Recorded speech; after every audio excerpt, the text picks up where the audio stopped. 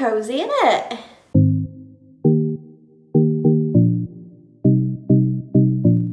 What's up everyone, my name is G. We are going to talk about, let me have a sip first. So yesterday I had my, not review, but it was kind of like, you have to do a psychiatric assessment when you have mood disorders.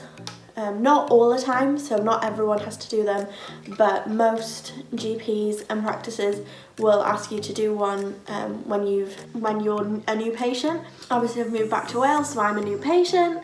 I had to do mine yesterday, and you have to talk about your whole life story, past positive things, past negative things, past traumas, just everything, and it is a very emotionally draining thing, and it's really difficult. Like, people don't really talk about how difficult it is to sit on the phone for an hour to 2 hours and talk about yourself and all of the things that have gone wrong in relationships and stuff.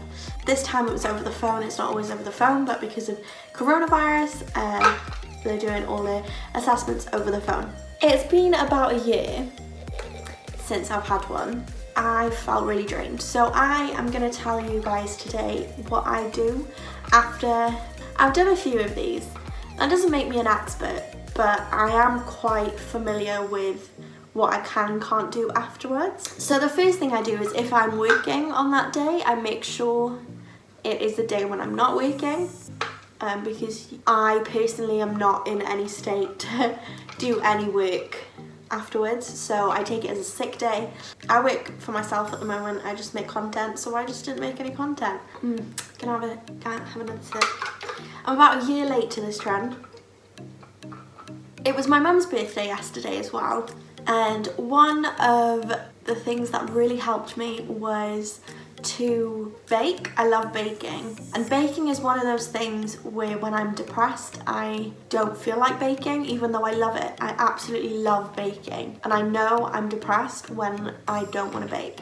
So what I do instead is I bake with someone. So they do like 70% of the work and I will do a little bit here and there, and it kind of takes the pressure off my shoulders, and it takes the heat off me that I don't have to do this, but I can help here and there if I want to. And this is really important. It's not being lazy. It's not wanting to bake because you can't be bothered. It's, I do not have the energy to do that right now, even though it's something that I love. So my mum baked a chocolate sponge and I helped her a little bit with it, and it was, I think it turned out great. I mean, I love cake. And it was delicious. Yeah, that was really good. So that's my first tip, is if you are going to do something that you love that requires a lot of energy, make sure you are not doing it alone, so they can kind of take over and finish the job if you need to, basically. The second thing is something that I love doing, especially when I've had a bad day, I'm feeling emotionally drained, is go for a walk, go out, do a little bit of exercise. Don't push yourself. But yesterday I went for a walk with my parents to the beach. It was a lovely day. It was so sunny yesterday, and we went for a little walk, not too far. My hand looks huge. Oh. The third thing is get yourself some snacks. You're not going to want to get snacks the day of, G, because I know you're not going to want to go out. The things that you really love, so I love popcorn and I love Skittles. So I bought those too. Put a movie on. Don't put a sad movie on. You're gonna feel like you just want to cry and want to be miserable. Do not put a sad movie on, okay?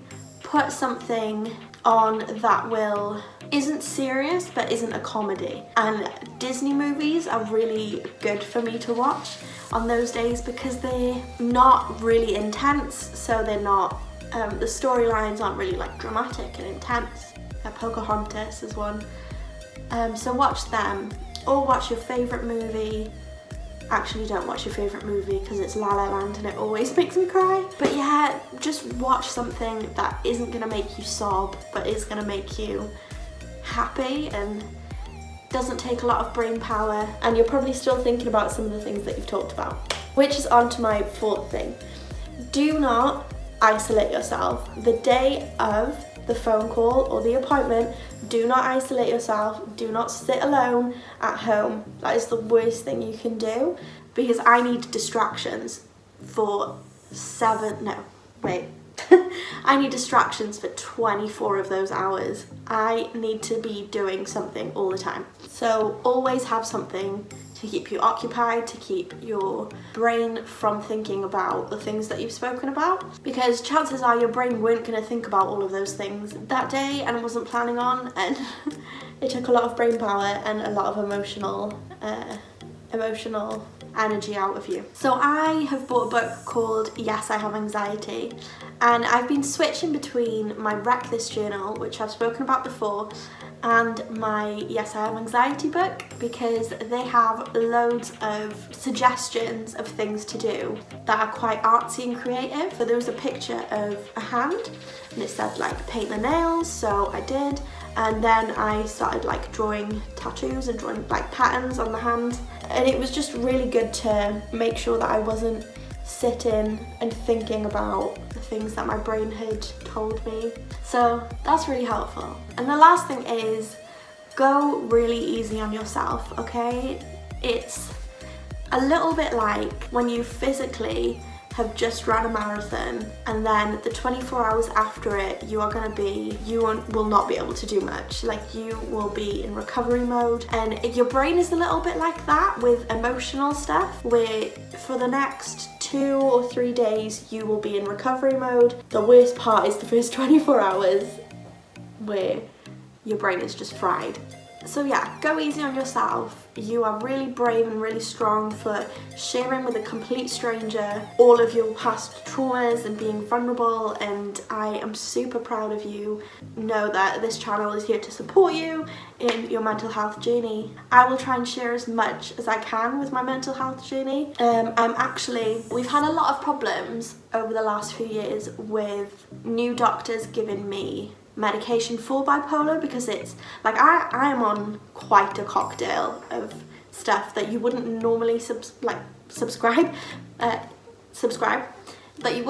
prescribe someone. So I am at the moment in the process of getting another formal diagnosis. I'm going to hopefully take you along for that journey, but it is a journey, and it is, to get any form of mental health diagnosis, it is really difficult, and you have to kind of keep chipping away at the ice. Because I didn't want to just have one psychiatrist tell me, oh, you have type 2 bipolar. I wanted to go to another one, and it's been about 8 years since I got my first diagnosis, so I've changed a lot in 8 years. Okay. Oh, I haven't drank my iced coffee in a while.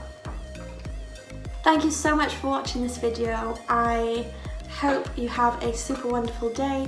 If there is anything I can pray for you, please DM me it on Instagram anonymously or put it in the comment section.